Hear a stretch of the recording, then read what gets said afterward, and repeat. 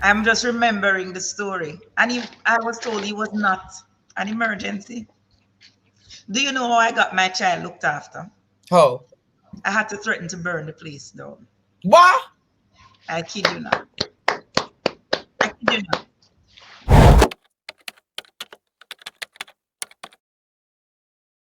I told them if they make me pitney dead here, I will burn this place down with all of you in it. And I was not joking. Oh, so you were behaving like a madman. Yes.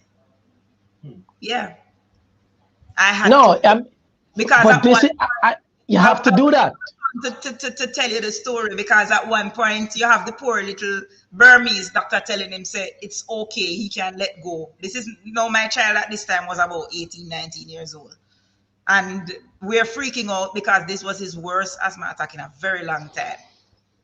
In the end, we were contemplating getting him airlifted because to university hospital. As I say, I'm in the healthcare and in this business. If you don't have links, so me start call. If you get one air ambulance, we come pick him up at Port Antonio. When they saw all of this excitement now, and they realized, because of course by that time people start call down the hospital. That is when now them realize that, okay, if we don't look after this lady, she is going to bring a lot of attention, unwanted attention to us. This is how they started looking after my son and stabilizing him, so that an ambulance could take him to university, just a regular ambulance. So you say you had to create bangarang down at the I hospital. created bangarang. I created literal bangarang. So what happened to you? So Marvin, what you want to hear the rest of what happened to your girlfriend? But that's it. She have to wait until when the doctor felt like he needed to come and see her. You hear me tell you? Me was not about that life. And I sat and I watched the fact that this girl could literally die. And that there were two instances in Mandeville that I experienced in Mandeville, which is a common practice. It's not just a Mandeville thing, it's a Jamaica thing, that I saw as it relates to government workers and the lack of services that we have in Jamaica. And why me know if your facts say Jamaicans and all now realize what's really happening in this country and why politicians need to go to prison. My friend, we stood up on the hill where I was living. Can't tell you, in a Mandeville, Big Carteret Road, on the hill, and I watch gunman and robbing neighbor down there by police. And they say them not on a squad car. Them not have no service vehicle to come. We must tell the person 9 o'clock in the night if you take a taxi, come down a station, come make a report. The person where I get rolled up with the gunman. And this is not a first, the second time they robbed my best friend, who did I stay at the same place, because, you know, when I got college, you have them also where enough people live. And my best friend, I can't call his name, I call my friend, Fabian Christie, as testament to the story. The man down there, a robber you take one phone and say, oh, gunpoint, gunman, Mandeville, call the police again. Them not have no service vehicle. And if you take taxi, come down a station, come report it. Now, who do I blame? You can't blame the policeman them, you can't blame them. You can't. You can't blame them. It's the same thing in the hospital. You can't blame them.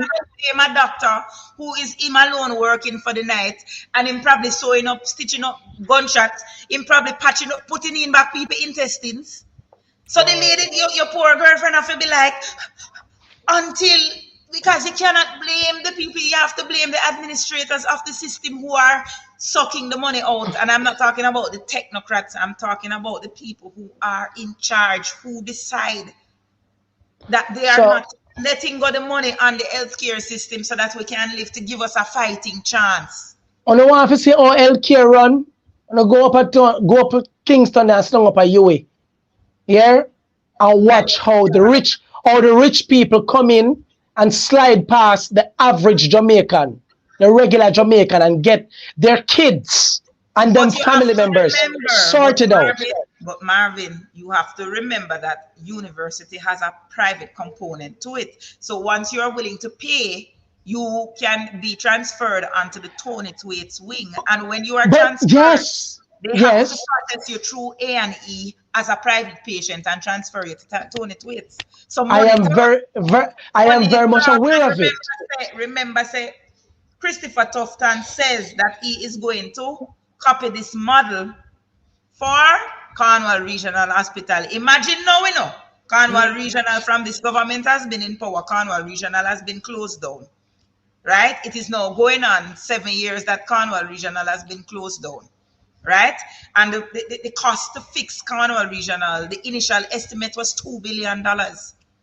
And it reached last estimate they came to the house with was $20 billion. That is an increase of 1,000%. No, so my math's right? 1,000%. Hold on, Kamala. Hold on, Kamala. Yes. When you said the hospital shut down, Cornwall Regional? Cornwall Regional has not been operational.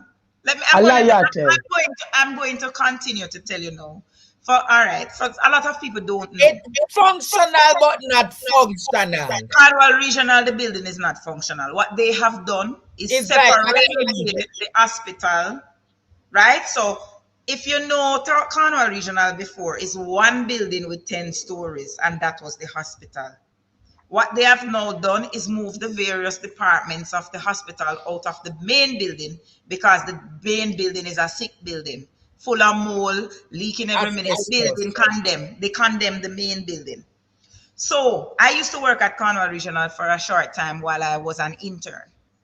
When I was an intern in Cornwall Regional back in the early 2000s, 99, 2000, you have a nurses' quarter at the back of the hospital, which is not attached to the building. This is now the hospital mainstay. So basically where the nurses used to live, they have converted that into the various wards. It is, Cornwall Regional really looks like a tenement yard now. Now, beside, you used to have the clinic beside the hospital.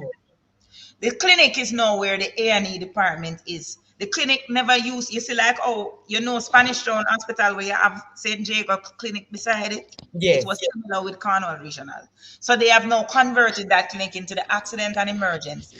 They have moved the ICU. I think it is at Falmouth now, right? And the back now, they have I went there with a friend recently to take her for dialysis. Wow. Right? And it is so unsanitary. It is such a menace to it's just a nightmare. It is a nightmare. And this is a hospital. This is supposed to be, and this has been going on for years. Not 1 year, not 2 years, not 3 years. How long now? It has been going on for almost 10 years. It's been going on from this government became probably the second. They came in 2016. I think it was closed down in 2017. So this is now about 7 years. And some sections are under tent. Yeah, man. Some sections are under tent. Some sections. You never know this. No, but Kamla, hold on, Kamla. Yeah. Kamla, you know, say me know say when it come to PMP, you know, want to touch certain things, you know. Yeah. I'm gonna tell you. Guess what? If the building had been maintained throughout the years, the building would not have been sick. So you are agreeing that the previous administration is also at fault, because we know that, and since Andrew them come in there, as much as me not like Pharaoh, me not like Pharaoh and a woman. The building has been sick after 1 year of them being in power. So when we're talking about these issues, Kamla, when we're talking about these issues, and I'm serious, Jamaica, every single sector in this country has been robbed and raped by the Jamaican governments, the present and the past, because a building like that and its condition it didn't become deplorable overnight or as Andrew take up office. I mean, nobody feels we have put everything. The thing is, the only problem that I have is that prior to you coming into office, you, Mr. Andrew Wallace, you saw where the health sector and all these other public sector places needed fix, and you promised to fix it. You've been in there for. Here is what I have to say now. Let me tell you what. Yes. The problem is both parties decided to play politics with healthcare. With what? I don't just healthcare with everything. I'm giving you some context to why we are in the position we are in. The worst thing, and I mean the absolute worst thing, I think I said this last week, Thursday, the absolute worst thing that could have happened to Jamaica is free healthcare. And I say this, and I'm going to tell you why. Right? Free healthcare meant that healthcare is absolutely free to everybody, whether you can pay or not. True. Whether you have health insurance or not. Yes. Now, Portia Simpson Miller, in 2006, in her campaign, decided to make healthcare for children under 12 free. Bruce Golding, who was her political opponent at that time, in order to one-up her, decided to make healthcare free right across the board. True. And I am not, no, where PNP wrong, where the PNP has gone wrong, the PNP has decided that it would be political suicide to reverse that. However, this is what is required to right the system. Because in the context of Jamaica, free healthcare is unsustainable. This is why we have problems servicing machines, paying our suppliers. This is why we have issues even for toilet paper, rubbing alcohol, basic PPEs, injections, basic needs. Right? This is why we can't maintain buildings. I beg to differ. I beg to differ. If you're a government, we have to think, and we have to think outside the box, Kamala. All three of us are in parliament and we're thinking what we could do to make the Jamaican people better. I would say, listen, we can give them free health care. If we're going to have a discussion about it, then we would have, in that discussion, we would have thought about where the money are going to come from to do the upkeep. They didn't. Yeah? So you're telling me that our government officials, the people that we pay them, the people that will take whatever amount of money they want to pay, right? These people just sit and they come up with these random, beautiful ideas with no solution of how we're gonna do it. It kind of reminds me about the baby car seat. What if we go in a taxi? Exactly. Onto something now. It kind of reminds you of removing GCT from foreign imported foods. Thinking about how it is going to affect the farmers and the local markets, because what they do, I say this all the time. My father is a statistician by profession. He's a demographer. He worked in the government for years.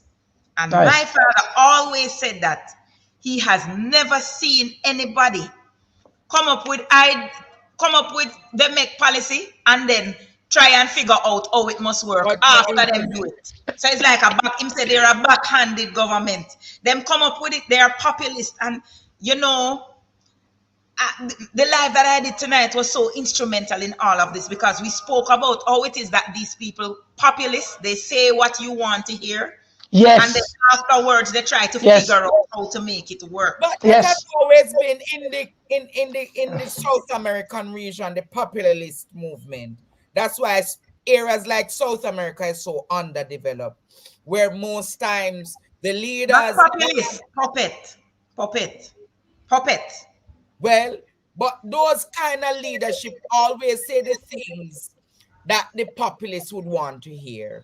And once they get to clientelism, they don't know how to maintain or to implement the strategies. And hold on. No blame tonight on my live on TikTok earlier. You can't blame all of South America. There's one country in particular where you have to, so let me tell you one. America, and it's also part of Africa, but that's why I corrected Andre and I said it's not because populism, it's El Salvador president, that the man a Femi role model. Only go look him up. Let me ask you this. Have you been there? Have you been there? Me? To El Salvador? No, I I was have in El not. Salvador last year. Tell me about it. All that glitters is not gold.